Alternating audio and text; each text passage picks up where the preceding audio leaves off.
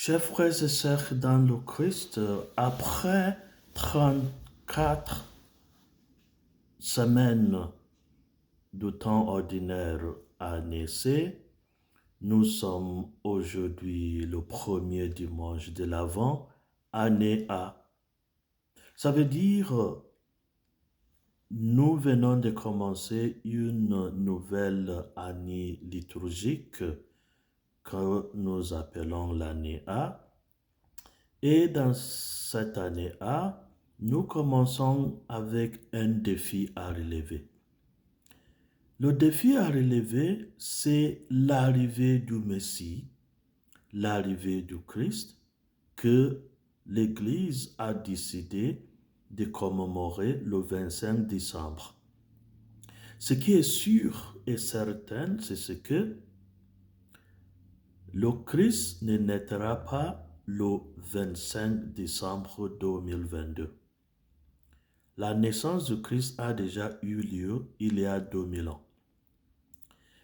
Ce que va se passer et ce que nous commençons dès aujourd'hui, dès le premier dimanche de l'Avent, c'est de nous préparer pour l'arrivée du Messie, ça veut dire pour commémorer la naissance du Christ.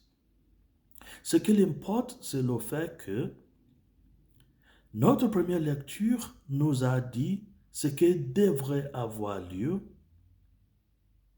à travers les promesses faites que quand le Messie arrivera, il n'y aura plus de guerre. Malheureusement, les guerres nous entourent aujourd'hui. On nous a dit que les gens vont transformer les outils de guerre aux outils de la paix. Cela n'est pas encore arrivé aujourd'hui. Alors c'est ça le défi à relever, ou ce sont les défis à relever. Comment se fait-il que le bon Dieu a prophétisé à travers le prophète Isaïe dans notre première lecture d'aujourd'hui les choses qui n'ont pas encore arrivé? Est-ce que même les choses-là peuvent arriver? Est-ce qu'on peut songer à un monde sans guerre?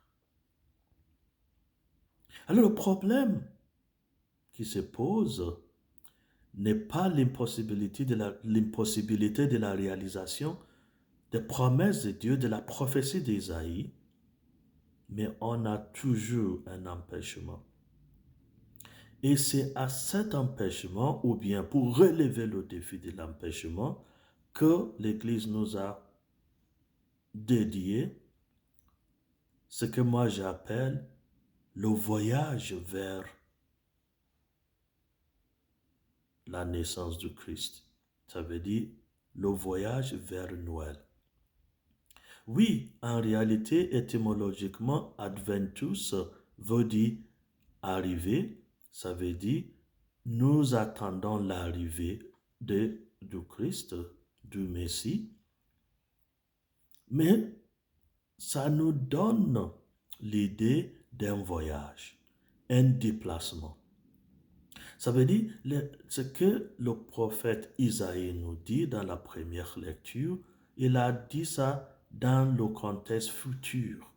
C'est une attente, c'est une espérance que les choses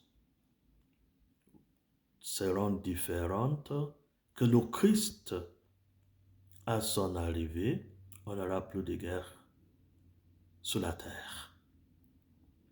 Mais cela n'a pas encore été le cas parce que toi et moi, nous tous et toutes, nous avons fait en sorte que cela n'a pas encore arrivé. Qu'est-ce que je veux dire par là? Regardons ce que notre deuxième lecture nous propose à travers la lettre de Saint Paul aux Romains. Saint Paul nous a dit deux choses très importantes. Premièrement, il nous a dit il faut abandonner les œuvres de la ténèbre. Et nous a énuméré ces œuvres de la ténèbre.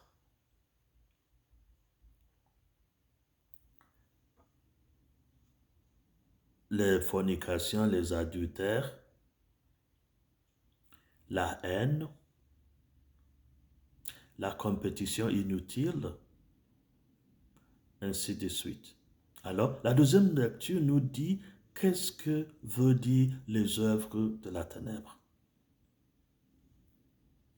Alors, il nous a dit de les abandonner. Mais, il ne nous a pas dit que c'est tout. Alors, il dit, abandonnez les œuvres de la ténèbre, revêtez-vous du Christ lui-même. Voilà le défi.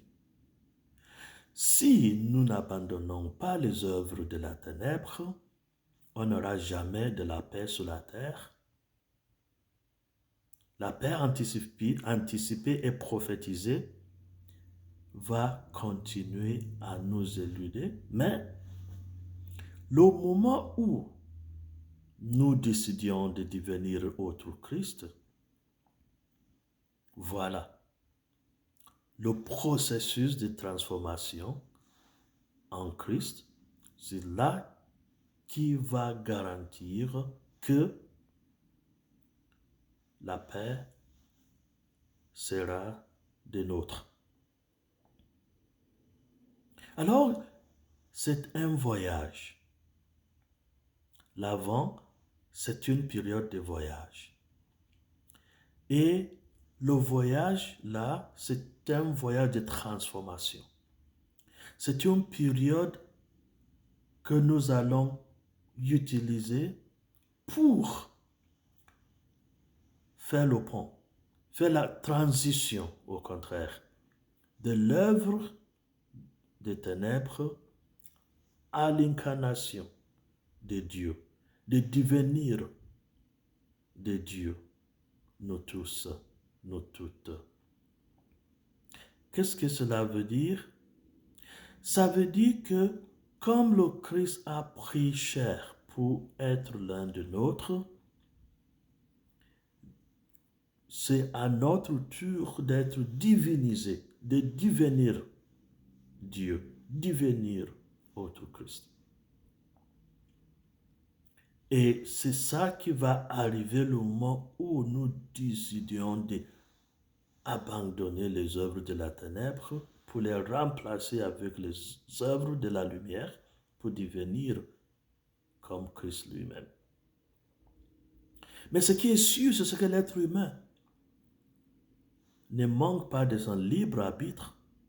Nous avons la possibilité de choisir de faire ce que nous voulons faire. Et nous avons l'exemple dans notre évangile d'aujourd'hui. 2 personnes au champ, l'un emporté, l'autre laissé. 2 personnes au moulin, un pris, l'autre abandonné. Même 2 personnes en train de dormir sur le même lit, un laissé, l'autre parti. Utilisons notre libre arbitre pour choisir les œuvres de la lumière, non pas les œuvres de la ténèbre. Le voyage vers le bon Dieu, le voyage vers Pâques, c'est de nous conscientiser du fait que si nous voulons la paix, nous devons être les artisans de la paix. On n'aura pas la paix à ce que nous refusons, à ce que nous soyons les artisans de la paix, à ce que nous comportons comme le Christ lui-même, à ce que nous aussi, nous soyons divinisés pour être des dieux sur la terre. Alors, l'annonce des anges le 24 décembre, la nuit de Noël, Père sur la terre, aux hommes qu'il aime, vas-tu être parmi ceux-là qui aiment Dieu?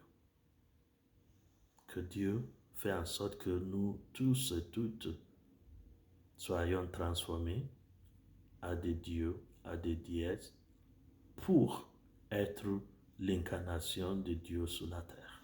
Au nom du Père et du Fils et du Saint-Esprit. Amen.